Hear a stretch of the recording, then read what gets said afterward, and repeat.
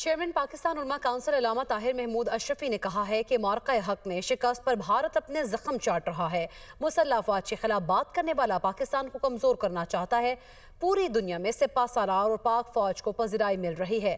हम अपने इदारों और अवाम को दहशतगर्दों के रहमो करम पर नहीं छोड़ सकते।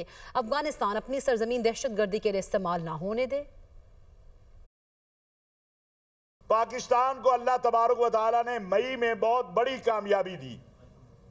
पूरी दुनिया इस बात की गवाह है। हिंदुस्तान जो अपने जख्म चाट रहा है, इस वक्त इस फौज और इसके सिपा सलार के खिलाफ मुहिम चलाने वालों का मकसद एक ही है कि पाकिस्तान को कमजोर किया जाए। अफगानिस्तान का मसला है, दहशतगर्दी का मसला है, मुआश का मामला है। हम ये कह रहे हैं कि आपकी सरजमीन से पाकिस्तान के अंदर दहशतगर्दी नहीं होनी चाहिए। ऐसे अनासिर का जो हिंदुस्तान की ईमा पर ये सारा कुछ कर रहे हैं। आलमी दुनिया की जिम्मेदारी है कि वो फलस्तीनियों को एक आज़ाद खुद मुख्तार फलस्तीनी रियासत को तस्लीम करे, फलस्तीनियों के पुश्त पर खड़ी हो, जिसका दारुल खिलाफा अल कुद्स शरीफ हो।